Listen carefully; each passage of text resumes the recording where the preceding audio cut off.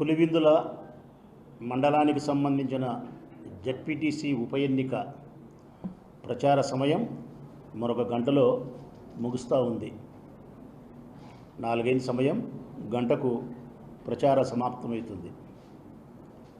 ఈ సందర్భంగా చివరిగా రేపు కాక ఎల్లుండి ఉదయమే 7 గంటలకు పోలింగ్ స్టార్ట్ అవుతుంది కాబట్టి ప్రచారం ముగిసిన తర్వాత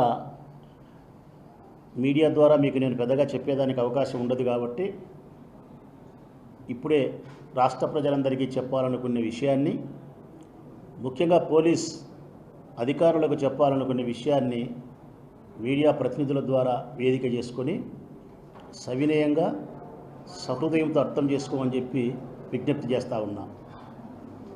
రాష్ట్ర ప్రజలారా, పోలీస్ అన్నలారా, గడిచిన వారం రోజులుగా ఈ పులిందల జెడ్పీటీసీ ఉప ఎన్నిక సందర్భంగా జరిగిన పరిణామాలన్నీ రాష్ట్ర ప్రజలందరూ చూసినారు. పోలీసులారా, మీకు సర్వము తెలుసు. ప్రభుత్వం ఒత్తిడికి మీరు లోనై పక్షపాత ధోరణితో ప్రజాస్వామ్యానికి విఘాతం కలిగించే విధంగా మీరు ప్రవర్తించినారన్నది సత్యం. మాపై దాడులు చేసినారు, మాపైనే కేసులు పెట్టినారు.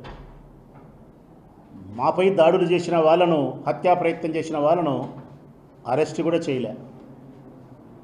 ముద్దాయిలుగా కూడా వాళ్ళను పరిగణించలేదు. మా పైన ఎన్నో బైండ్ ఓవర్ కేసులు పెట్టినారు. మా వాళ్ళపైన తప్పుడు కేసులు పెట్టినారు.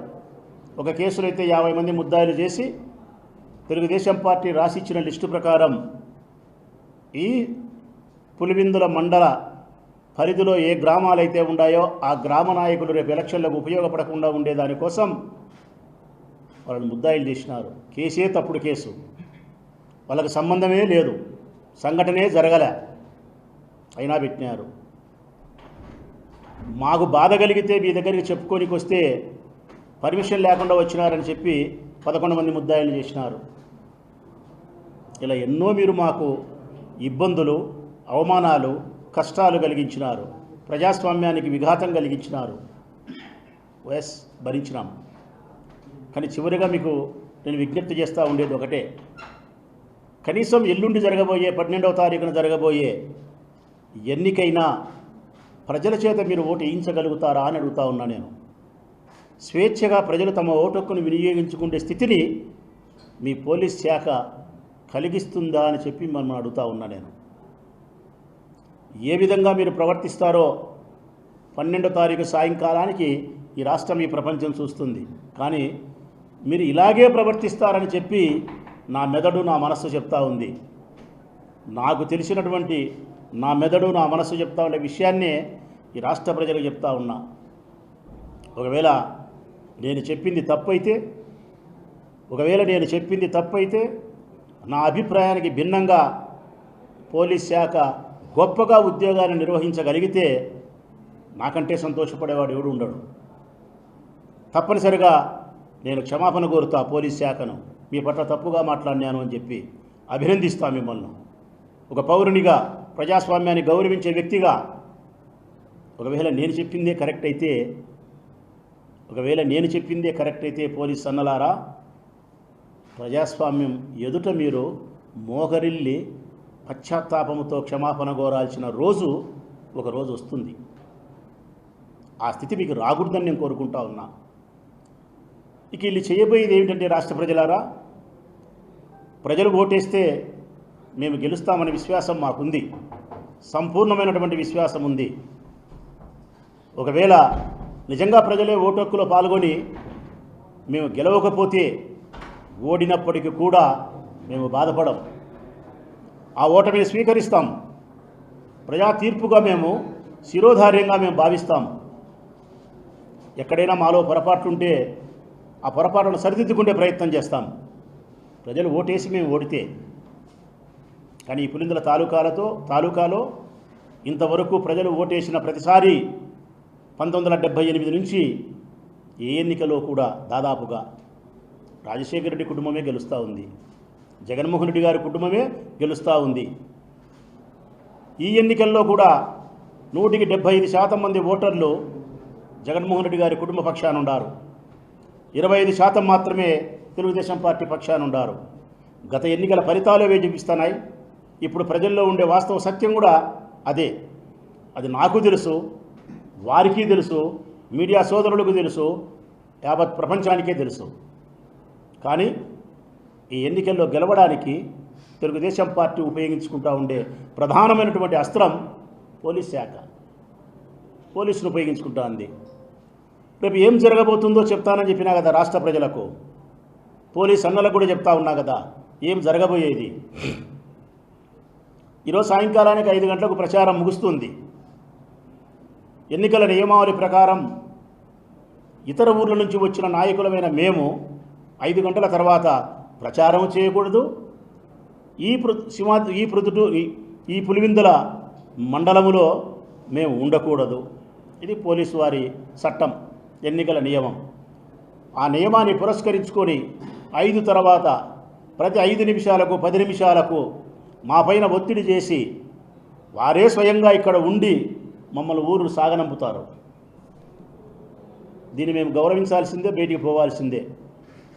ప్రజాస్వామ్యాన్ని, ఎన్నికల నియమాన్ని, చట్టాన్ని గౌరవిస్తాం, వెళ్తాం.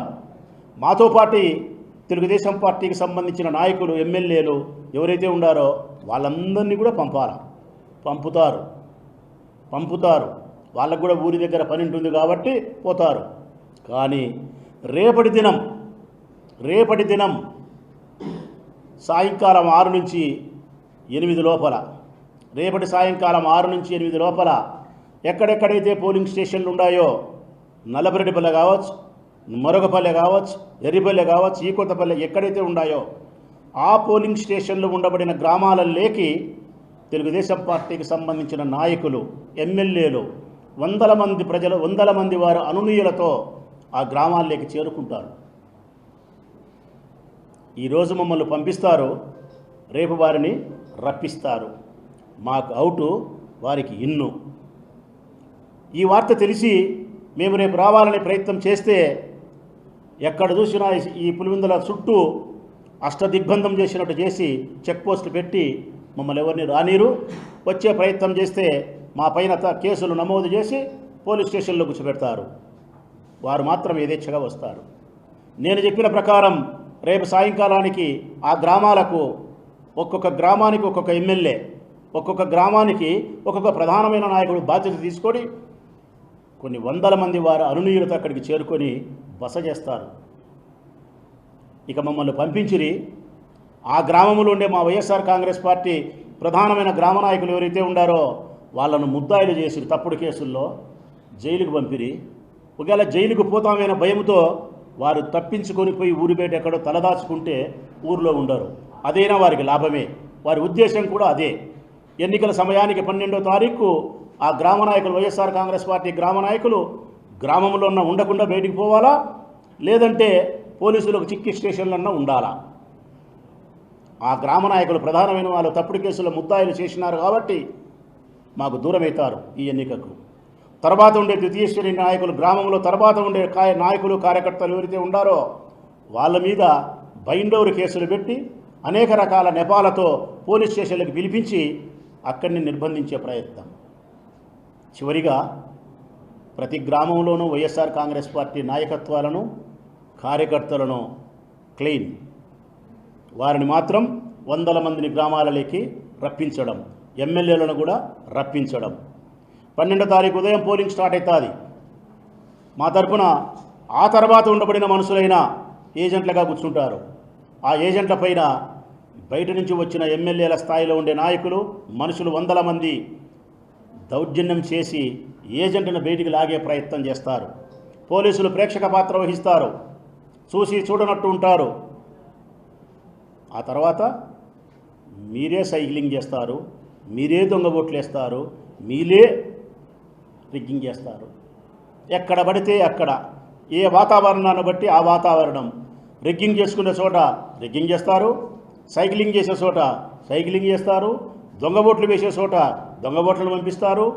ఏది కాకపోతే వేల రూపాయలు ప్రలోభం ఇచ్చి ఓట్లను వేయించుకునే ప్రయత్నం చేస్తారు.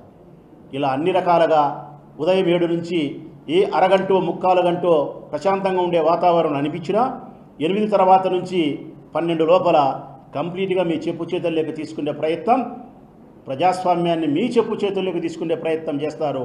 దీని అంతటికీ రెడ్ కార్పెట్ పడిచేది పోలీస్ శాఖ.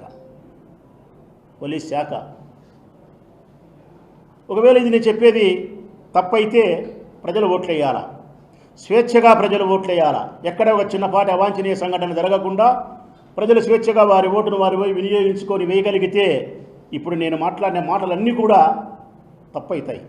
మరి నా తప్పుకు పశ్చాత్తాపంతో నేను క్షమాపణ కోరుతా వారిని. కానీ రాష్ట్ర ప్రజలందరికీ చెప్తా ఉన్నా, పొరపాటును కూడా నేను క్షమాపణ చెప్పే పరిస్థితి రాదు. ప్రజాస్వామ్యం ఎదుట వారే మోకరిల్లే పరిస్థితి వస్తుంది. పోలీస్ శాఖనే ఇదే చేస్తారు వాళ్ళు తప్పనిసరిగా. పోనీ దీన్ని మేము నిరోధించాలని చెప్పి ప్రయత్నం చేస్తే పులివెందుల తాలూకాకు సంబంధించినటువంటి కొన్ని వేల మంది వైఎస్ఆర్ కాంగ్రెస్ పార్టీ కార్యకర్తలు, సోదరుడు అవినాష్ రెడ్డి ఒక్క పిలుపునిస్తే 10,000 మంది కార్యకర్తలు వస్తారు.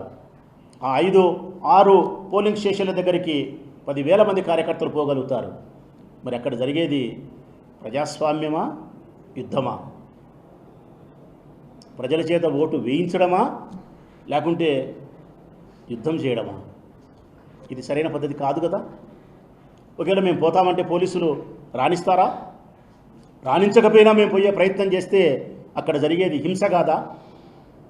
ఈ చిన్న జెడ్పీటీసీ ఎన్నిక కోసం హింసను ప్రేరేపించి కొన్ని పదుల వందల సంఖ్యలో వ్యక్తులకు గాయాలై, ఇది సరైన పద్ధతేనా? దీన్ని మేము ప్రోత్సహించగలుగుతామా? మా చేత కాదు. దీన్ని మేము ప్రోత్సహించలేము కాబట్టి, ప్రజాస్వామ్యాన్ని గౌరవిస్తాం కాబట్టి మిమ్మల్ని నమ్మాలా పోలీసులను. మనం మిమ్మల్ని నమ్మితే కంచె చేరు వేసే పరిస్థితి అయినప్పుడు ఇక మేము ఎవరికి మొరపెట్టాలా? ఇక మాకుండేది న్యాయమూర్తి, న్యాయస్థానాలే. హైకోర్టు చీఫ్ జస్టిస్, ప్రధాన న్యాయమూర్తుల వారికి 2 చేతులెత్తి విజ్ఞప్తి చేస్తూ ఉన్నా, పొరపాటున ఈ స్టేట్మెంట్ ఎక్కడైనా మీరు వినగలిగితే సార్, ఎక్కడైనా మీరు వినగలిగితే న్యాయమూర్తులారా ఒక కన్ను వేయండి. పులివెందుల మండల జెడ్పీటీసీ ఉప ఎన్నిక పైన ఏమి జరగబోతోందని చెప్పి ఒక కన్ను వేయండి. ప్రజాస్వామ్యాన్ని కాపాడే ప్రయత్నం చేయండి. మీడియా సోదరులు కూడా 12వ తారీఖున మీరు తిరుగుతూ ఉంటారు. తప్పనిసరిగా మీ కళ్ళల్లో ఈ ప్రధానమైన ఎమ్మెల్యేలు, నాయకులు ఈ గ్రామాలలో పడతారో పడరో మీ నేత్రాలకే చిక్కుతారు, మీ కెమెరా నేత్రాలకే చిక్కుతారు. రెగ్గింగ్ జరుగుతుందో, సైకిలింగ్ జరుగుతుందో, దొంగ ఓట్లు జరుగుతాయో, పోలీసులు ప్రేక్షక పాత్ర పోయిస్తున్నారో లేదో మీ కళ్ళకు చిక్కే పరిస్థితి తప్పనిసరిగా ఉంటుంది. ప్రజాస్వామ్యాన్ని కాపాడడంలో, పరిరక్షించడంలో మీడియా ప్రతినిధులు కూడా సముచితమైనటువంటి పాత్రను, స్థానాన్ని పోషించాలని చెప్పి మీకు కూడా నేను విజ్ఞప్తి చేస్తూ ఉన్నా. మరొక్కసారి రాష్ట్ర ప్రజలందరికీ చెప్తా ఉన్నా, నేను ఏవైతే ఈరోజు చెప్తా ఉన్నానో అదే రేపు 12వ తారీఖున జరుగుతుంది. ఎందుకంటే ఈ చిన్న ఎన్నిక, జెడ్పీటీసీ పులివెందుల మండలానికి సంబంధించిన 10,600 ఓట్లు చిన్న ఎన్నిక. నాకు తెలిసినంత వరకు, మీకు తెలిసినంత వరకు ఈ ఎన్నికను ఈ పులివెందుల డిఎస్పీ స్థాయి అధికారి నేతృత్వంలో, డిఎస్పీ స్థాయి నేతృత్వంలో ఎస్ఐలు, సిఐలు నిర్వహించగలుగుతారు. కానీ మరి ఎన్నికను నిర్వహించడానికి రాయలసీమ డిఐజీ కోన ప్రవీణ్ గారు ఇప్పుడు పులివెందులకు వచ్చినారంటే ఈరోజు ఆశ్చర్యం ఉంది నాకు. ఈ చిన్నపాటి ఎన్నికలు నిర్వహించడానికి డిఐజీ కోన ప్రవీణ్ గారు పులివెందులకు వచ్చినారంటే నాకు ఆశ్చర్యంగా ఉంది. ఎస్, నేను ప్రజాస్వామ్యాన్ని పరిరక్షించడానికే వచ్చినాను అని ఆయన గన మాట్లాడితే సంతోషిస్తా. ఈ చిన్న ఎన్నికైనప్పటికీ కూడా ఇక్కడ సమస్యాత్మకంగా ఉంది కాబట్టి, జగన్మోహన్ రెడ్డి గారి కాన్స్టిట్యున్సీ కాబట్టి ఇక్కడ అవాంఛనీయ సంఘటనలు జరుగుతాయి అంటే, జరిగిన అవాంఛనీయ సంఘటనలప్పుడు రాకపోయినా రేపు జరగబోయే అవాంఛనీయ సంఘటనలు గుర్తెరిగి నేను వచ్చినానని చెప్పి ఆయన మాట్లాడితే సంతోషిస్తా. అయితే ప్రజాస్వామ్యాన్ని పరిరక్షించడానికా, లేక తెలుగుదేశం పార్టీ వారికి మేలు చేయడానికా? ఇది ఒక ప్రశ్న. మరి నేను చెప్తా ఉండి ఈ మాట తప్పు అయితే మీకు క్షమాపణ కోరుతా సార్. నేను ఒకవేళ మీరు తెలుగుదేశం పార్టీకి మేలు చేసే కార్యక్రమంలో పులివెందులకే వచ్చి ఉంటే అది మీ అంతరాత్మని మీరు అడగాల్సిన పరిస్థితి ఉంటుంది. రాష్ట్ర ప్రజలకు పోలీసు వ్యవస్థ సమాధానం చెప్పాల్సిన పరిస్థితి తప్పనిసరిగా ఉంటుందని చెప్పి నేను భావిస్తూ ఉన్నాను. దయచేసి ప్రజాస్వామ్యాన్ని పరిరక్షించే వ్యక్తులుగా మీరు మిగలమని పోలీసులు చెప్తా ఉన్నా. నీతిగా, నిజాయితీగా పనిచేసే అధికారులు ఎవరైతే పోలీసులు